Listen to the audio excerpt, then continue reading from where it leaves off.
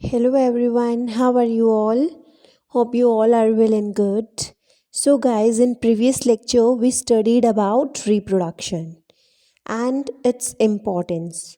Hope you all have seen part 1 of the chapter. So, what is reproduction? Reproduction is a biological process by which an organism produces another organism similar to itself. Reproduction एक biological process होता है जिसमें कोई भी organism अपने जैसा ही organism produce करता है. That is known as reproduction.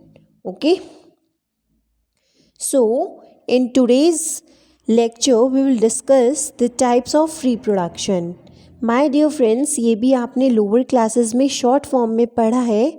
Now we will study it in detail. So let's start our topic. So reproduction is of two types. Mainly it is of two types. That is asexual reproduction and sexual reproduction. ये काफ़ी simple सी types है, बहुत easy topic है. बस एक बार ये आपको ध्यान से सुनने की ज़रूरी है. So it is very easy topic, okay, and interesting also. So reproduction is of two types. Number 1 asexual reproduction, number 2 sexual reproduction. Okay, so let's see what is asexual reproduction. Asexual reproduction is a reproduction in which a single parent is capable of producing offsprings. ये वो reproduction है जिसमें एक single parent ही क्या कर सकता है, offspring produce कर सकता है, अपने जैसे ऑर्गेनिज्म प्रोड्यूस कर सकता है. ओके, इसमें मेल और फीमेल पेरेंट हों ये ज़रूरी नहीं होता. It needs only a single parent to produce offsprings. Okay, thus the offsprings are genetically and morphologically identical to one another and to their parent, जिन्हें हम एग्जैक्ट कॉपीज भी बोलते हैं और क्लोन्स भी बोलते हैं. इसका मतलब क्या हुआ, वो एक ही पेरेंट से क्या हो रहे हैं, प्रोड्यूस हो रहे हैं.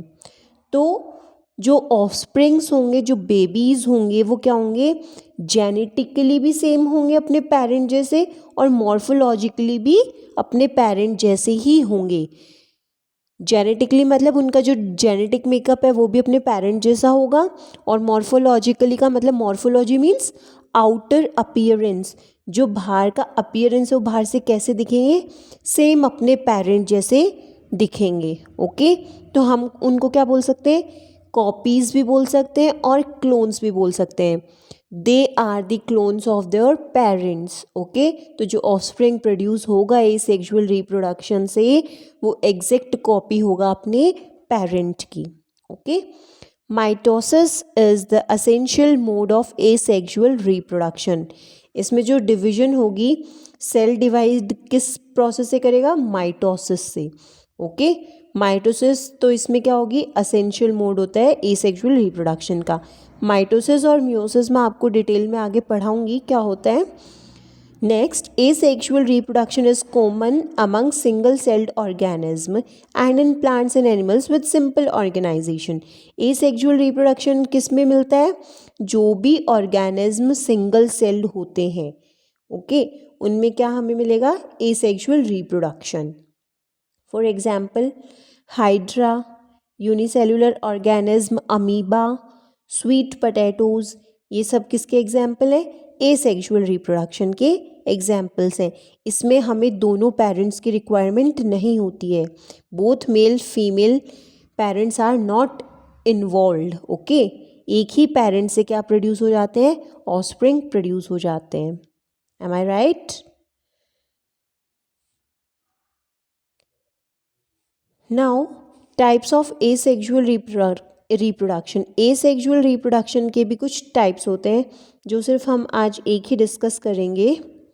What is that, that is fission. Fission का मतलब क्या होता है, simply break down the splitting of parental cell into two or more daughter cell. एक पेरेंट सेल किस में डिवाइड होगा, टू या more than two daughter cells. Split हो रहा है, पेरेंट सेल किस में स्प्लिट हो रहा है, डॉटर सेल्स में, that is known as fission. Break होना, ओके, जो पेरेंट सेल है वो क्या हो रहा है, ब्रेक हो रहा है किसमें, डॉटर सेल्स में, तो that is known as fission. तो इसमें हम फर्स्ट पढ़ेंगे बाइनरी फिजन। फिजन जो होता है वो टू टाइप का होता है, binary fission and multiple fission. तो आज हम एक ही डिस्कस करेंगे, that is binary fission. So my dear friends, binary का मतलब क्या होता है, बाई मीन्स टू, ओके, इसमें क्या होती है, टू यूनिट्स होती हैं, binary fission. The splitting of a parent cell into two equal daughter cells, each of which rapidly grows into an adult is called binary fission.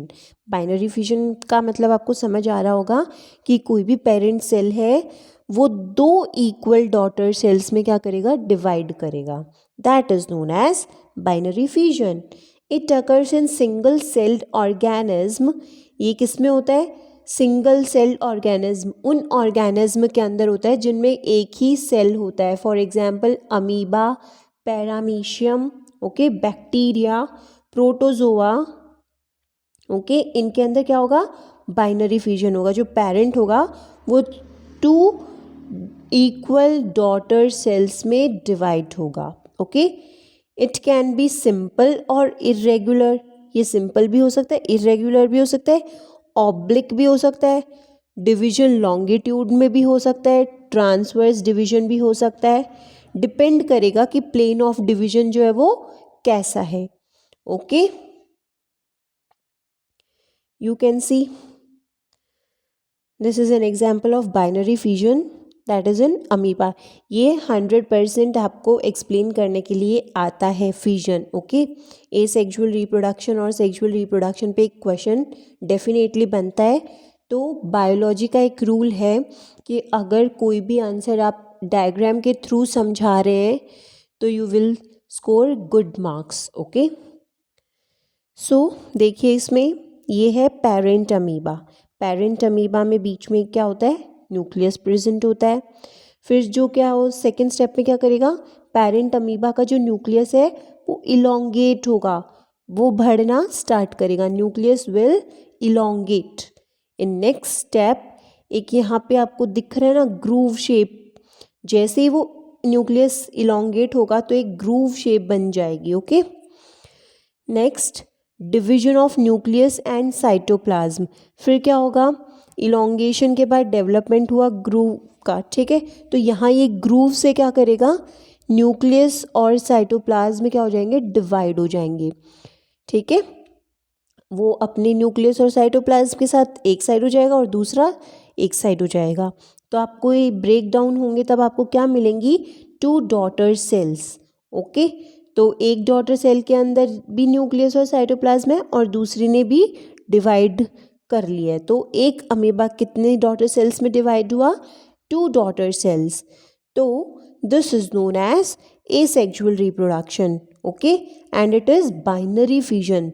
Binary क्यों बोला मैंने, क्योंकि इसमें टू डॉटर सेल्स का formation हुआ है। और आप देख सकते हैं यहाँ पे सिर्फ एक ही पेरेंट अमीबा है, ऐसा कुछ मेल फीमेल नहीं लिखा है ना, हमें दो पेरेंट्स की रिक्वायरमेंट यहाँ पे नहीं पड़ी है। तो it is an example of asexual reproduction. Hope so you all have understood this type of reproduction. In next video we'll discuss multiple fission, fragmentation and more other methods of reproduction. Okay, thank you for watching me and listening my video.